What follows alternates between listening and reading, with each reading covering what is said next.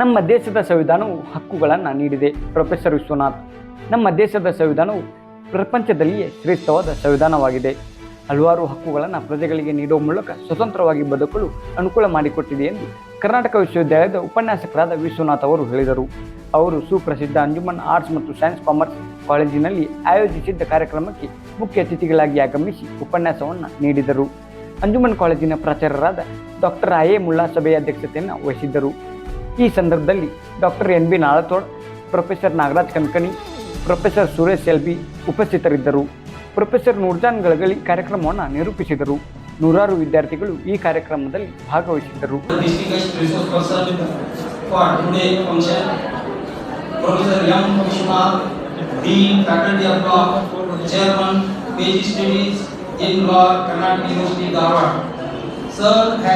graciously accepted our invitation to share their knowledge and expertise with us.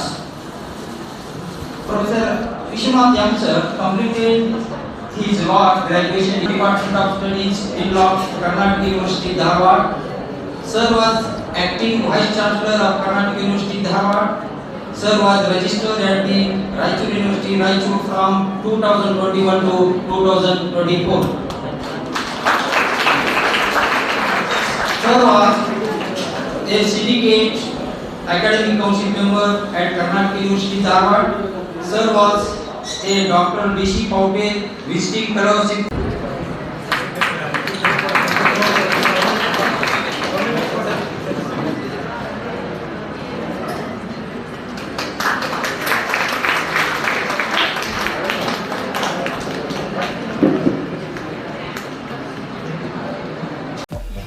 ಗ್ರಾಹಕರೇ, second hand ವಾಹನ ಬೇಕಾ?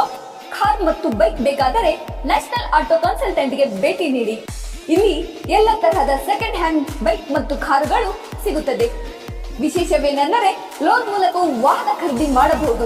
ನೀವು ಭೇಟಿ ನೀಡಬೇಕಾದ ಸ್ಥಳ old DSP circle, BSL office near KC park, Dharwad. Mobile ಸಂಖ್ಯೆ 7348821313 9008447288. ಈ ನಂಬರ್ಗೆ ಹೆಚ್ಚಿನ ಮಾಹಿತಿಗಾಗಿ ಸಂಪರ್ಕಿಸಬಹುದು. Probably students are new to us because students come and go. There are two things that I observed. Number one,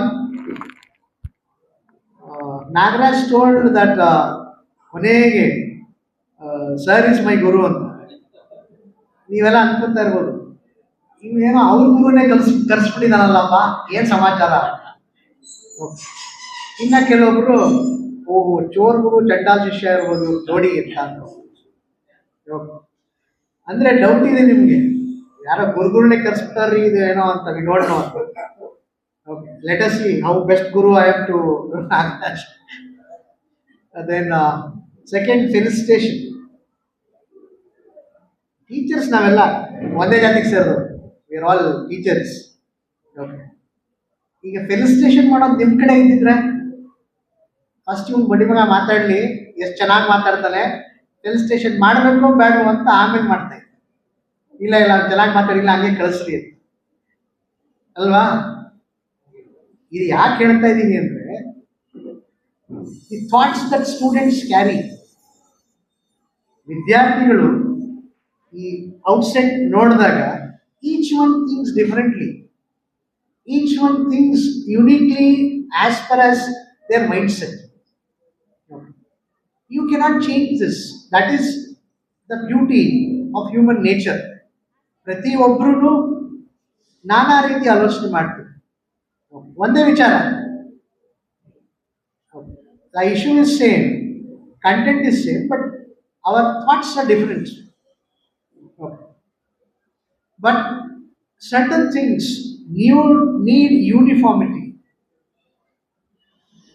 Certain actions needs unity.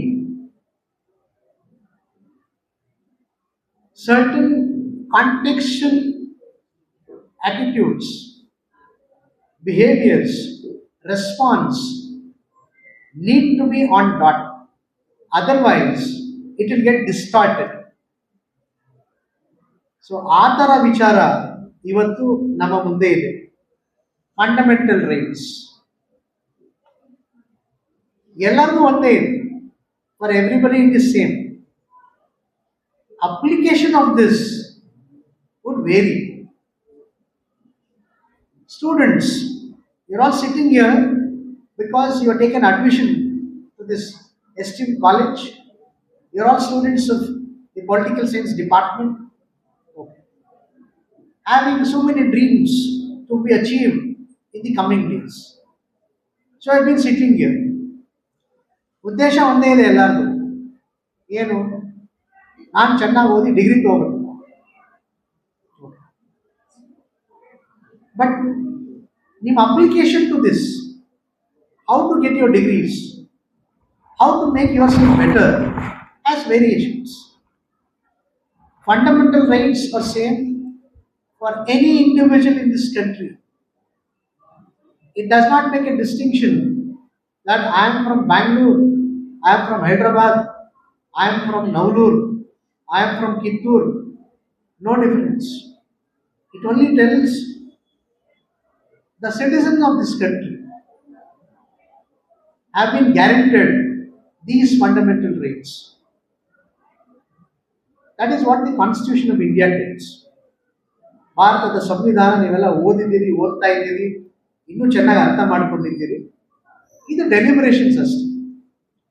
Why this becomes very important for us? What is the context of these fundamental rights as an individual to me, as a citizen of this country? What I am going to get? Because Samvidhana starts with this: we the people. That means we the people. ಇದು ನಮ್ಮದು, ಇದು ನನ್ನದು.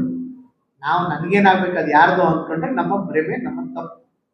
This is yours, this is mine, this is ours. You make it yours first. ಇದು ನಂದು ಅಂತ ನೀವು ಅದನ್ನು ತಗೊಂಡ್ರೆ ಮಾತ್ರ ಅದು ಎಲ್ಲದಾಗುತ್ತೆ. ಇದು ನಂದಲ್ಲಪ್ಪ ಬೇರೆಯವ್ರದ್ದು ಅಂತ ಅಂದ್ಕೊಂಡ್ರೆ ಕಷ್ಟ. So that's why we should be very clear on this Indian Constitution that it is my Constitution, it is our Constitution. Then only this Constitution can grow much better, much dynamic. If you people are lethargic, not worried, then things will be like that. And I'm here. That's why Ambedkar stated in the Constituent Assembly in his last speech, I don't know how good is this Constitution. It all depends on the people who run this Constitution. If they are bad, Constitution looks bad. If they are good, Constitution looks good. So that is the context. So ಅದು ಯಾರು ಆಡಳಿತ ಮಾಡ್ತಾರೆ ಅವ್ರ ಮೇಲೆ depend ಆಗಿದೆ. ಅದು ಬರೀ ಅದು ಒಂದೇ ಅಲ್ಲ, ನಮ್ಮ ಜನ ಯಾವ ರೀತಿ ಸ್ಪಂದಿಸ್ತಾರೆ ಅದಕ್ಕೆ. How we people tend to respond to those administrative setup. That is the context that we are in. Otherwise, it's going to be really tough if we are not able to showcase that we the people are also partners in running this country. It's not an exclusive property of somebody who runs the administration, who runs the state. We are the real stakeholders. That is where fundamental rights becomes very, very important. As a political scientist, how you approach the Constitution, and as a law student, how I approach Constitution has variations. Probably political scientists are more theoretical oriented, but as a law student, I look into both the theory and practice, the application of Constitution in the court of law, the application of Constitution in administration, the application of Constitution to we the people. All these things per se I am supposed to look into. Otherwise it's going to be really, really tough. So that is where this fundamental rights becomes important. Okay. So with this background, we will try to go into this fundamental rights. ಇದನ್ನ fundamental rights ನ hard core ಆಗಿ ಮಾತಾಡೋಕೆ ಮುಂಚೆ ನನಗೆ 2 ಚಟ ಇದೆ. Okay, ಅದನ್ನ ಹೇಳ್ಬಿಡ್ತೀನಿ ಈಗಲೇ, ಮತ್ತೆ ಆಮೇಲೆ ಹೇಳಿಲ್ಲ ಅಂತ ಹೇಳ್ಬಿಡು. ಒಂದು ಪ್ರಶ್ನೆ ಕೇಳು. So be ready. Okay, that I may ask question to anybody sitting in the hall. ಹಂಗಂತ ಎಲ್ಲ ಖಾಲಿ ಆಗೋಗ್ಬಿಡಿ, ಡೋಂಟ್ ವರಿ. ಎರಡನೇದು ಸಜೆಷನ್ ಕೊಡೋದು. ಸಜೆಷನ್ ಯಾಕೆ ಅಂದರೆ, ಎರಡು ಯಾಕಿದೆ ಅಂದರೆ, ನಾನು ಪ್ರಶ್ನೆ ಕೇಳಿದ್ದಕ್ಕೆ ನನಗೆ ಉತ್ತರ ಗೊತ್ತಿರಬೇಕು ಅಂತ ಏನಿಲ್ಲ. ಪ್ರಶ್ನೆ ಕೇಳೋದಷ್ಟೇ, ಉತ್ತರ ಹುಡುಕ್ಬೇಕು. ಎರಡನೇದು ಸಜೆಷನ್ ಫ್ರೀ, ನನಗೇನು ಖರ್ಚಾಗಲ್ಲ. I will not spend anything. Okay, it's free. You may take it or you may not take it. It all depends on. Okay, fundamental rights ಅಂದ್ರೆ ಏನು? What you understand by fundamental rights? Sir, ಯಾವ year ಹುಡುಗರು? All 3 years. Final year students ಯಾರಿದ್ದೀರಿ? Final semester students. ಏನ್ ಪ್ರಶ್ನೆ ಏನ್ ಕೇಳಲ್ಲ, ಇದೇ ಪ್ರಶ್ನೆ. ಓಕೆ, ಫಸ್ಟ್ ಇಯರ್ ಸ್ಟೂಡೆಂಟ್ಸ್ ಈಗ ಜಾಯ್ನ್ ಆಗಿದ್ದೀರಿ. Okay, second year, remaining all second year. Okay, fine. ಯಾರಾದರೂ ಒಬ್ರು can you tell me what you understand by fundamental rights? ನಿಮ್ಮ ಪ್ರಕಾರ, ಪುಸ್ತಕ ಅಲ್ಲ, ಸಂವಿಧಾನ ಅಲ್ಲ, ನಿಮ್ಮ ಪ್ರಕಾರ ಫಂಡಮೆಂಟಲ್ ರೈಟ್ಸ್ ಅಂದ್ರೆ ಏನು ನಿಮಗೆ? What does it mean? ನನಗೆ 5 ಭಾಷೆ ಬರುತ್ತೆ: ಕನ್ನಡ, ಇಂಗ್ಲಿಷು, ಹಿಂದಿ, ತಮಿಳು, ತೆಲುಗು. ಯಾವ್ದಲ್ಲ ಅಂತ ಹೇಳ್ಬೋದು. What's your name? Okay, Niyaz ಅವ್ರು ಹೇಳ್ತಾರೆ ಪ್ರತಿಯೊಬ್ಬರಿಗೂ ಸಮಾನ. ಎಲ್ಲರಿಗೂ ಇದೆಯಾ? ವಾಟ್, ಎಲ್ಲರಿಗೂ ಇದೆಯಾ ಅದು? ಇಲ್ವಾ? ಅಲ್ರಿ, ನಿಮ್ಗೆ ಇದೆಯೋ ಇಲ್ವೋ? ಅಂದ್ರೆ ಸ್ವಾತಂತ್ರ್ಯ ಮತ್ತು ಸಮಾನತೆ ಇದೆಯಾ? Yes or no? Yes, because we are in a free country. India is a free country. ಖಂಡಿತ ಇದೆ. ಬಟ್ ಪ್ರಶ್ನೆ ಬಂದಿರೋದು ಯಾವ ರೀತಿ ಇದೆ, ಎಲ್ಲಿವರೆಗೂ ಇದೆ, ಯಾವ ವಿಚಾರದಲ್ಲಿದೆ. To what extent you have got your freedom? Why you have got your freedoms? In what issues, in what matters you have freedoms, or independence, or liberty, and equality. That is the context. Who has given this? ಯಾರು ಕೊಟ್ಟಿದ್ದಾರೆ? What? Who has given you this equality? Constitution. ಸಂವಿಧಾನ ನೀಡಿದೆ. ಸಂವಿಧಾನ ಬರ್ಲಿಕ್ಕೆ ಮುಂಚೆ ಇದಿರಲಿಲ್ವಾ? 1950 Indian constitution ಬರ್ಲಿಕ್ಕೆ ಮುಂಚೆ ಇದಿರಲಿಲ್ವಾ? What was this not there? ಇತ್ತ ಇಲ್ವಾ? ಇಲ್ಲ.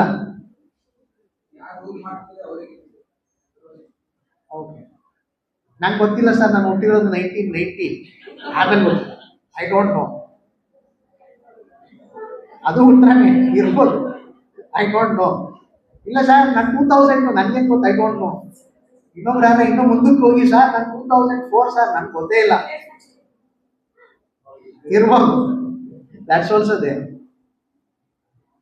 Which look, think again. ನನ್ನ ಪ್ರಶ್ನೆ ಇಷ್ಟೇ, ಸಂವಿಧಾನ ಬರಕ್ ಮುಂಚೆ ನಿಮಗೆ ಈ ರೈಟ್ಸ್ ಇತ್ತ ಇಲ್ವಾ? ಲಿಬರ್ಟಿ ಇತ್ತ ಇಲ್ವಾ? It was not there. Okay, it was not there. ಅಂದ್ರೆ ನಮ್ಮ ಹಕ್ಕುಗಳನ್ನು ಸಂವಿಧಾನ ಕೊಟ್ಟಿದೆ, ಅದಕ್ಕೆ ನಾವು ಹೆಂಗಿದೀವ? Because constitution gives us this right. That's why we are like this. Yes or no? Okay. Yes or no? I don't agree.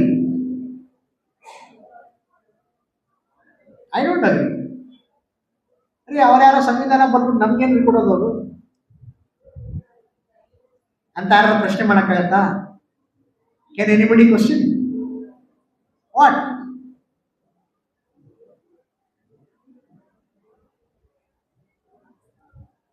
I don't know. You should tell me. ಏ ಅಣ್ಣ ಮೊಬೈಲ್ ಬಿಡು.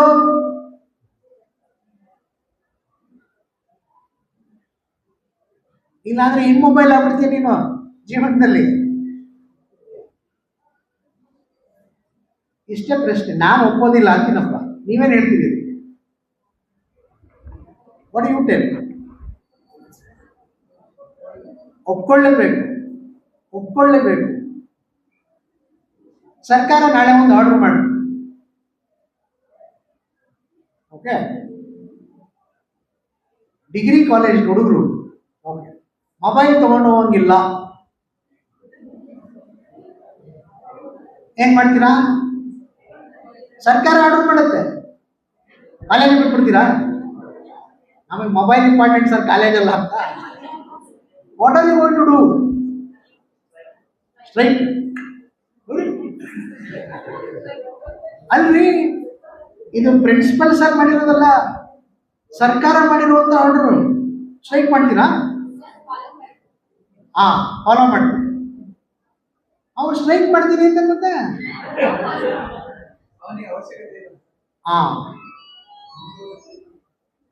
ಓಕೆ, ಅವಶ್ಯಕತೆ ಇದೆ. ಯಾಕಣ್ಣ? ಅಲ್ಲಣ್ಣ, ಎಷ್ಟು ಗಂಟೆ class ಶುರು ಆತ ಹೇಳು? ಕ್ಲಾಸ್ ಎಷ್ಟು ಗಂಟೆಗೆ ಶುರು ಆತ? 7:30, 7:15 ಮುಗಿಯೋದು 12 ಗಂಟೆ ಮುಗೀತು. ಮನೇಲಿ ಗೊತ್ತಲ್ವಾ ನೀನು ಕಾಲೇಜ್ಗೆ ಹೋಗಿರ್ತೀಯ ಅಂತ. ಮತ್ತೆ ಯಾಕೆ ಬೇಕು? ನನ್ನ ಮಗ ಪ್ರಿನ್ಸಿಪಲ್ ಮಾಡ್ತಾರೆ ಇಲ್ಲ 101 100 ಹೇಳ್ತಾರ, ನಮ್ಮ ಹುಡುಗ ಎಲ್ಲ ಹೋಗ್ಬಿಡ ನೋಡ್ರಿ ಒಂದು ಸ್ವಲ್ಪ ಹುಡುಕ್ರಿ ಅಂತ. 7 ಕಾಲಕ್ಕೆ ಬರ್ತೀರಪ್ಪ, 12 ಗಂಟೆವರೆಗೂ ಇರ್ತೀರಿ. ನಿಮ್ಗೆ ಯಾಕೆ ಬೇಕು mobile phone? Why you need? ಅಲ್ಲ, you are all worried as if ಹೇಳ್ರಿ ಸರ್ಕಾರ ಮೊಬೈಲ್ ಬ್ಯಾನ್ ಮಾಡ್ಬಿಟ್ರೆ ಹೆಂಗ್ರಿ ಇರೋದು ಅಂತ. They are ready to go on strike also. ಮೊರ್ದಾಬಾದ್. ಸರ್ಕಾರಕ್ಕೆ ಅಧಿಕಾರ ಇಲ್ಲ ಹಂಗಾದ್ರೆ? ಇದೆಯಾ? ಸ್ಟ್ರೈಕ್ ಮಾಡ್ತೀನಿ ಅಂತೀರಿ. This is the dimension. Understand? ನಿಮ್ಮ ಮೊಬೈಲ್ನ you are all believing that it is my fundamental right to keep my mobile phone as if it is right to life. Mobile ಇಲ್ಲ ಅಂದ್ರೆ ಕಾನ್ಸೆಪ್ಟ್ ಆ ಮಟ್ಟಿಗೆ ಬಂದಿದ್ದೀರಪ್ಪ. ಸರ್ಕಾರ ಆರ್ಡರ್ ಮಾಡುತ್ತಂದ್ರೆ ಸ್ಟ್ರೈಕ್ ಮಾಡ್ತೀವಿ sir ಅನ್ನುವಷ್ಟು ಇದೆ. ನಾನು ಕೇಳಿದ ಪ್ರಶ್ನೆಗೆ ಉತ್ತರ ಬರಲೇ ಇಲ್ಲ. ಅಂದ್ರೆ ಸರ್ಕಾರ ಕೊಟ್ಟರೆ ರೈಟ್ಸು ಇಲ್ಲಾಂದ್ರೆ ಇಲ್ವಾ, ಸಂವಿಧಾನದಲ್ಲಿ ಬರೆದ್ರೆ ರೈಟ್ಸು ಇಲ್ಲಾಂದ್ರೆ ಇಲ್ವಾ ಅಂತ.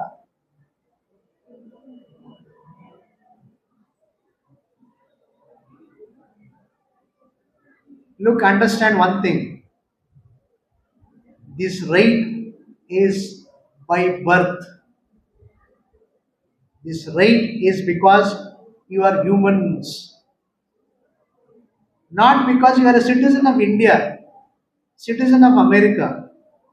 You are human. That's why this is fundamental, which are inherent rights. ಅದನ್ನ ನಾವು ಫಂಡಮೆಂಟಲ್ ರೈಟ್ಸ್ ಅಂತ ಸಂವಿಧಾನದ ಮೂಲಕ ತಗೊಂಡ್ಬಂದಿದ್ವಿ. ಸ್ವಾತಂತ್ರ್ಯದ ಪೂರ್ವದಲ್ಲಿ ಇರಲಿಲ್ಲ ರೈಟ್ಸು, ಇತ್ತು. But we are struggle to get that, not as Indians but as humans. ಈ ಫಂಡಮೆಂಟಲ್ ರೈಟ್ಸ್ ಅಂತ ನಾವು ಏನು ಹೇಳ್ತಾ ಇದ್ದೀವಲ್ಲ, nobody can give it. It is the birth right of every individual, which is inherent rights. ಅದನ್ನ ಯಾರು ಕಸ್ಕೊಳ್ಳಿಕ್ಕೆ ಆಗೋದಿಲ್ಲ. ಸರ್ಕಾರ ಕೊಟ್ಟರು ಅಷ್ಟೇ, ಕೊಡದೇ ಇದ್ರು ಅಷ್ಟೇ.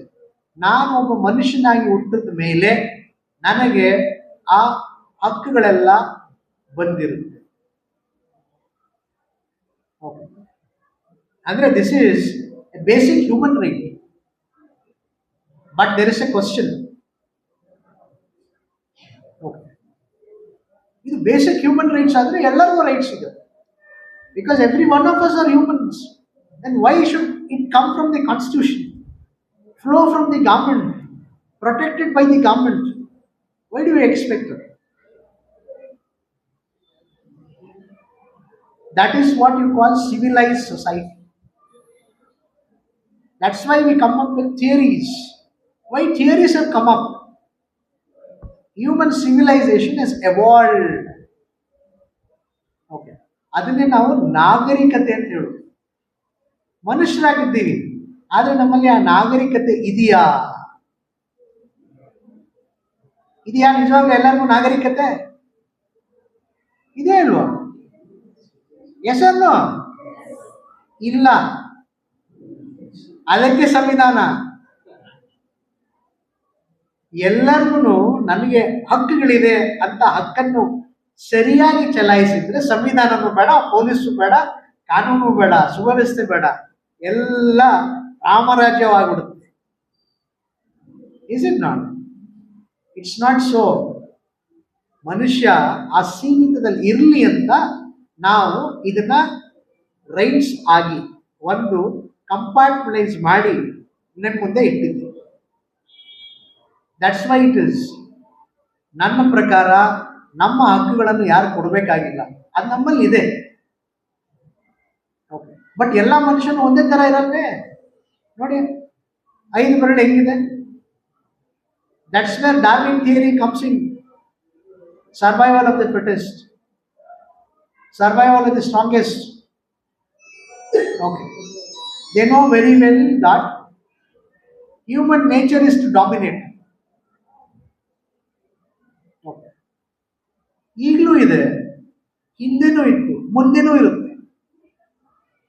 ಈ ಥರ ಡಾಮಿನೆಂಟ್ ಸೊಸೈಟಿನಲ್ಲಿ ಎಲ್ಲರಿಗೂ ಸಮಬಾಳು, ಸಮಪಾಲು, ಗೌರವ, ರೈಟ್ಸ್ ಬೇಕು ಅಂದರೆ ನೀವು ಅದನ್ನ ಹೇಳಲೇಬೇಕು.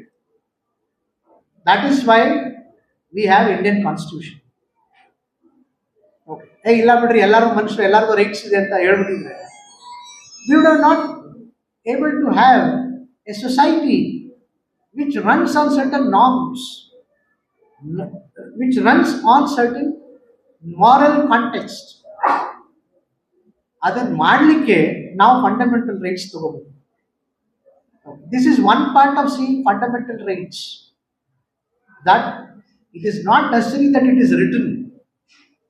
It can be observed, it can be extracted. ಅದಕ್ಕೆ ನಾವು ಬೇಕು. ನಾವು ಅಂದರೆ ನಮ್ಮ ಕೋರ್ಟ್ ಸಿಸ್ಟಮ್ ಬೇಕು. ಸಂವಿಧಾನದಲ್ಲಿ ಬರ್ದಿಲ್ಲದೆ ಇದ್ದಿದ್ದನ್ನು ಕೂಡ ಇದು ಹಕ್ಕು ಅಂತ ಹೇಳಲಿಕ್ಕೆ ನಮ್ಮ ಕೋರ್ಟ್ಸ್ ಬಹಳ ಕೇಸ್ನಲ್ಲಿ ಹೇಳಿದೆ. ಯಾಕೆ ಅಂದರೆ not ನೆಸರಿ that everything should be return. ಎಲ್ಲಾನು ಬರೆದಿರ್ಬೇಕಾ? ಸಾಧ್ಯನೇ ಇಲ್ಲ. Okay, so that is A different story. Okay, part 2 comes. ಇದು ಯಾಕೆ ಹಿಂಗಿದೆ ಸಿಸ್ಟಮ್ ಅಂತ? They R 2 things. Number 1, it is a social contract theory, okay, which emerges from Europe. ಇರ್ಬೋದು. Okay, ನೀವೆಲ್ಲ political scientist, ನೀವು ಹಾಬ್, ರೂಸೋ, ಓಕೆ, ಇವ್ರ ಥಿಯರಿನೆಲ್ಲ ಓದ್ಕೊಂಡಿರ್ಬೋದು ಅಥವಾ ಅವ್ರ ಹೆಸರನ್ನಾರ ಕೇಳಿರ್ಬೋದು. What they brought out social contract theory. Social contract theory clearly telling, ನಾವೆಲ್ಲ ನಾಗರಿಕರು ನಮ್ಮ ಹಕ್ಕನ್ನು ಸರೆಂಡರ್ ಮಾಡ್ತಾ ಇದ್ದೀವಿ. ಯಾರಿಗೆ? ಒಂದು ಸ್ಟೇಟಿಗೆ, ಒಂದು ಸರ್ಕಾರಕ್ಕೆ. ನನ್ನ ಹಕ್ಕುಗಳನ್ನು ನಿಮಗೆ ಸರೆಂಡರ್ ಮಾಡಿದ್ಮೇಲೆ ನೀವು ನಮ್ಮನ್ನು ಪ್ರೊಟೆಕ್ಟ್ ಮಾಡಿ. That is the state. The state is suppose to protect its citizen because the citizen has surrender their rights to the state. That is the modern political theory that we are into. Okay. ಆ modern political ಥಿಯರಿನಲ್ಲೇ ನಮಗೆ constitution ಅನ್ನೋ ಒಂದು context ಬಂದಿದೆ. So state becomes supreme to what? To governors, to administers. Okay, you heard this context. Power corrupts, absolute power corrupts absolutely. ಕೇಳಿದ್ದೀರಾ ಇದನ್ನ? ಕೇಳಿದಿರಾ ಇಲ್ವೋ? ಏನಿದ್ರ ಅರ್ಥ? Power corrupts, absolute power corrupts absolutely. What does it mean? ಏನಂತಾರೆ ಇದಕ್ಕೆ?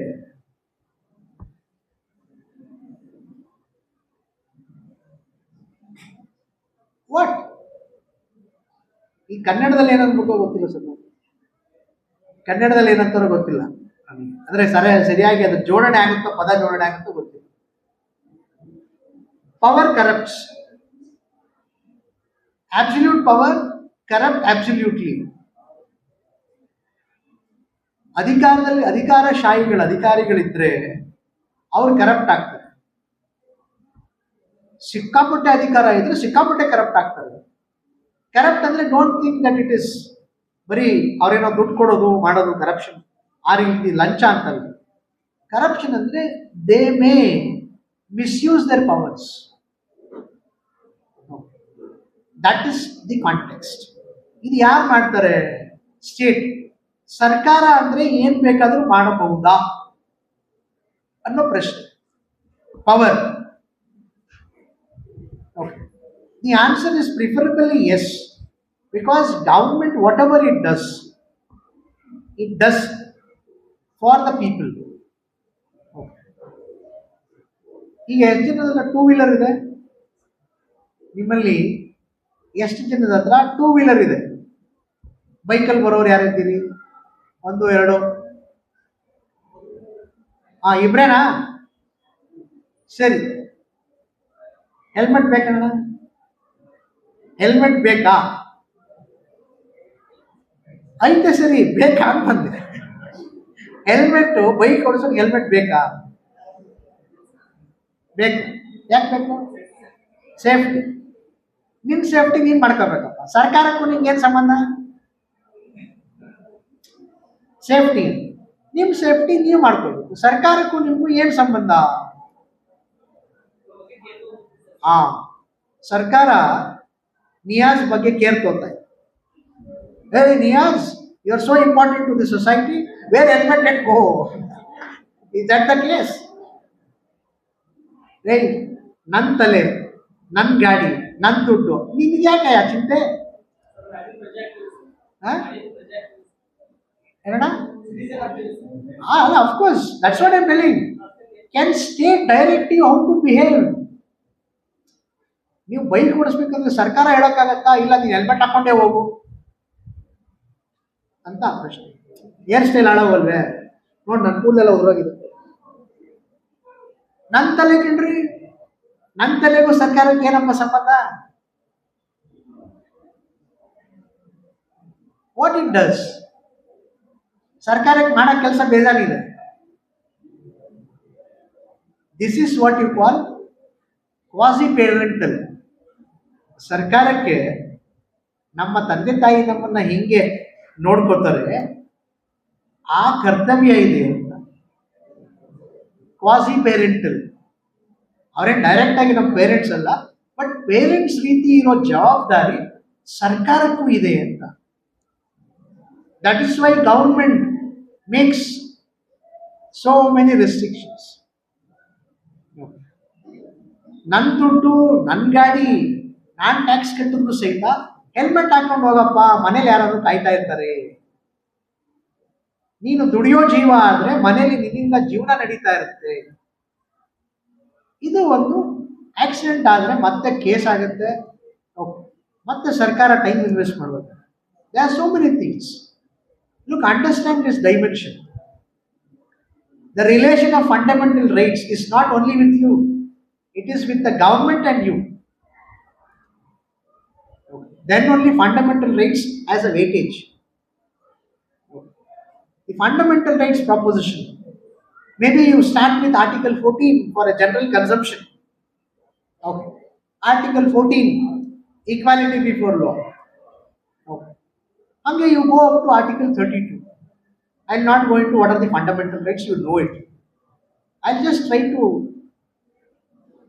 put forth before you. How do you read it? ನೀವು ಇದನ್ನು ಯಾವ ರೀತಿ ಆಕ್ಚುಲಿ ನೋಡಬೇಕು? there are two articles, Article 14, Article 21. Okay. ಈ ಆರ್ಟಿಕಲ್ಸ್ಗೂ ಬೇರೆ ಆರ್ಟಿಕಲ್ಸ್ಗೂ ಏನು ವ್ಯತ್ಯಾಸ ಇದೆ? Primary difference that you observe if so, what is that? 14, equality before law, and 21, right to life. ಇದು ಬೇರೆ ಆರ್ಟಿಕಲ್ಗೂ ಇದಕ್ಕೂ ಏನು ವ್ಯತ್ಯಾಸ ಇದೆ?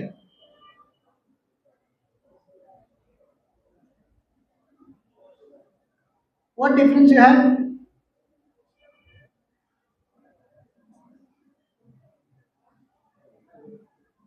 What?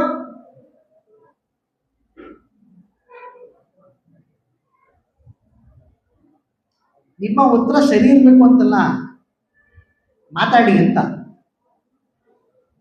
I am there here, teachers are there to correct or to appreciate you. ನೀವು strike ಮಾಡ್ತೀನಿ ಅಂದ್ರಲ್ಲ, ಹಂಗೆ ಉತ್ತರ ಹಂಗೆ ಇರಬೇಕು. Anything, you are all students, you are come here to learn. ಕಲೀಲಿಕ್ಕೆ ಬಂದಿದ್ದೀವಿ, ತಪ್ಪು ಮಾಡಿದ್ರೆ ಕಲಿಯೋದು. ಎಲ್ಲ ಸರಿ ಇದ್ರೆ ಕಲಿಯೋಕೆ ಆಗಲ್ಲ. ಕಲಿಕೆ ಅಂದರೆ ಎರರ್ಸ್. ಲರ್ನ್. ವಾಟ್? ಬೇಕಾದ್ರೆ ನಿಮ್ಮ ಮೊಬೈಲ್ಗಳಲ್ಲಿದೆ ಸಂವಿಧಾನ, ಈಗೆಲ್ಲ ನೋಡ್ತಾ ಇದ್ದೀರಿ ಕುತ್ಕೊಂಡು, ಅದನ್ನು ಬಿಟ್ಟು. ಓಕೆ, ಸೊ ನೋಡೋದಾದ್ರೂ ಹೇಳ್ಬೋದು ಏನು ಡಿಫ್ರೆನ್ಸ್ ಇದೆ. ಆರ್ಟಿಕಲ್ 14, 21. ನನ್ನ ಹತ್ರ ಏನು ಸಂವಿಧಾನ ಇಲ್ಲಪ್ಪ, ಇಲ್ಲಿದೆ. What difference it is?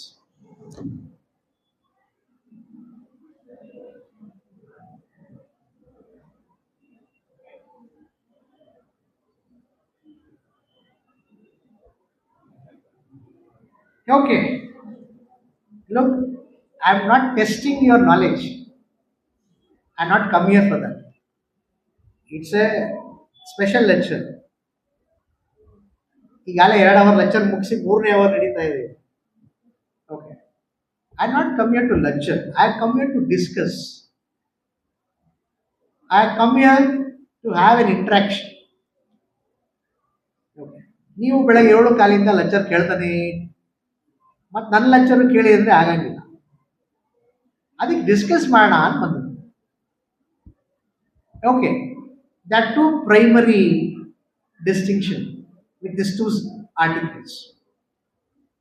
Fundamental rights from Article 12 to Article 32, if you see, 14 and 21 stands apart because it is applicable to any person. Mikella fundamental rights to the citizens of this country. It's a big difference that Article 14, Article 21 can be taken up by any person. Fundamental rights ನಮ್ಮ ನಾಗರಿಕರಿಗೆ ಮಾತ್ರ ಕೊಟ್ಟು, ಅದರಲ್ಲಿ 14, 21 exception. Any person, ಯಾರಿಗೆ ಬೇಕಾದರೂ, ಅಂದರೆ ಭಾರತದಲ್ಲಿ ಅವನು ಭಾರತದ ನಾಗರಿಕ ಆಗಿದ್ದರೂ ಸಹಿತ he can claim this right. 14 and 21. ಯಾಕೆ ಗೊತ್ತಾ? Because the fundamental principle of being human applies in 14 and 21. Inherent ಅದು. ಓಕೆ, ಯಾರು ಏನು ಮಾಡಲಿಕ್ಕಾಗಲ್ಲ. That is the context. 14 is applicable to any person. ಯಾರೋ ಅಮೇರಿಕಾಯಿಂದ ಇಂಡಿಯಾ ಬಂದಿದ್ದಾರೆ, ಓಕೆ, ಅವನಿಗೆ ಗೊತ್ತಿಲ್ಲ ಹೆಲ್ಮೆಟ್ ಹಾಕೊಂಡು ಹೋಗ್ಬೇಕು ಅಂತ ಹಿಡ್ಕೊಂಡಿದ್ದಾರೆ ಪೊಲೀಸರು. $1 ಕೊಡು ಅಂತ. ಈಕ್ವಾಲಿಟಿ ಬಿಫೋರ್ ಲಾ ಅವನಿಗೂ ಅಪ್ಲೈ ಆಗುತ್ತೆ. He cannot be arrested unilaterally because it is applicable to him also. Because ಮನುಷ್ಯರನ್ನೆಲ್ಲ ಒಂದೇ ತಟ್ಟೆಗೆ ತೂಗಬೇಕು. ಬಟ್ ಅದಕ್ಕೆ lot of exceptions are there. But you understand this. Just because you have come to India, you will get these two rights automatically, not other rights. But you are a citizen of this country, you get all the rights. Article 14 ನಮ್ಮಲ್ಲಿ ಬಹಳ ಜನ ಬಹಳ ರೀತಿ ಅರ್ಥ ಮಾಡ್ಕೊಂಡಿದ್ದಾರೆ. Okay, ಒಂದು common ಅರ್ಥ ಅಂದ್ರೆ ನ್ಯಾಯದ ಮುಂದೆ ಎಲ್ಲರೂ ಒಂದೇ, ಕಾನೂನಿನ ಮುಂದೆ ಎಲ್ಲರೂ ಒಂದೇ. ಅದು ನಿಜಾನ ಸುಳ್ಳ? What? All are equal before the law, are everybody are equal before the law? Yes or no? Yes. ಕಾನೂನಿನ ಮುಂದೆ ಇವನು ದೊಡ್ಡವನು ಚಿಕ್ಕವನು ಅಂತಿಲ್ಲ. ಬಟ್ ರಿಮೆಂಬರ್ ಒನ್ ಥಿಂಗ್, ಆ ಕಾನೂನನ್ನು ಸಮಾನವಾಗಿ ಇರುವವರಿಗೆ ಮಾತ್ರ ಅಪ್ಲಿಕೇಬಲ್ ಮಾಡೋಕ್ಕಾಗುತ್ತೆ, ಇಲ್ಲ ಅಂದ್ರೆ ಇಲ್ಲ. ಈಗ ನಿಮ್ಮ ಕ್ಯಾಂಪಸ್ನಲ್ಲಿ PU ಕಾಲೇಜ್ ಇದೆಯಾ? ಇವಾಗ PU college, right? Whether they are citizen of this country? Yes or no? Yes. ನಿಮಗಿರೋ ರೈಟ್ಸ್ಗೂ ಅವ್ರಿಗಿರೋ ರೈಟ್ಸ್ಗೂ ಒಂದೇ ಇದೆಯಾ? What? Yes or no? Yes or no? What? If yes, if no. ನನ್ನ ಪ್ರಶ್ನೆ ಮತ್ತೆ ವೈ ಅಂತ. ಯಾಕೆ? ಅರೆ ಅವ್ರು PUC ಓದ್ತಾ ಇದ್ದಾರೆ, ನೀವು ಡಿಗ್ರಿ ಓದ್ತಾ ಇದ್ದೀರಪ್ಪ, ಅಷ್ಟೇ ವ್ಯತ್ಯಾಸ. ಮತ್ತು ಅವ್ರಿಗೂ ನಿಮ್ಗೆ ವ್ಯತ್ಯಾಸ ಏನಿದೆ? ವಾಟ್? ಇಲ್ಲ ಸರ್, ಅವ್ರಿಗೆ ಬೇರೆ ಸಿಲೆಬಸ್ಸು, ನಮಗೆ ಬೇರೆ ಸಿಲೆಬಸ್ಸು, ಅದೇ ವ್ಯತ್ಯಾಸ. Are they not citizen of this country? Then what is the difference?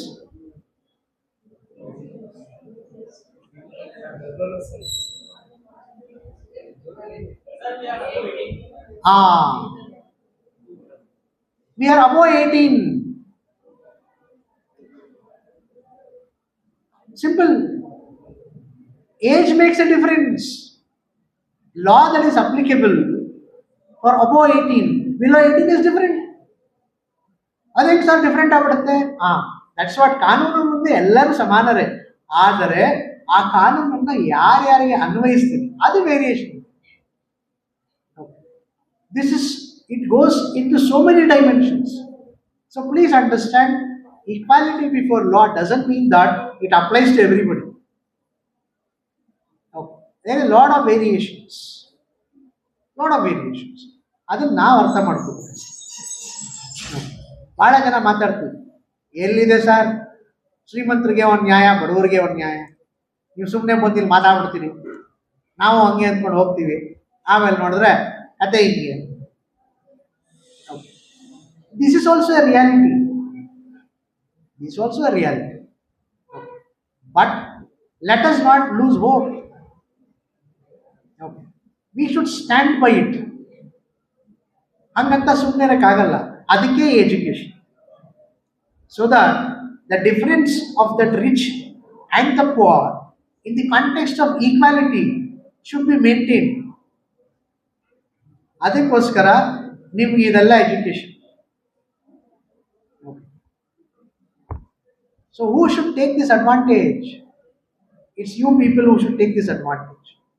Okay. Of trying to make this equilibrium, okay, in equal terms. Only when you put efforts, you can. Otherwise, it's going to be really tough. ಅದು ಬರೀ ಬುಕ್ನಲ್ಲಿ ಮಾತ್ರ ಇರುತ್ತೆ. Article 19 ಬರುತ್ತೆ direct. ಎಲ್ಲರಿಗೂ ಬಹಳ important article. Okay, right to practice any profession, right to carry on business, right to movement.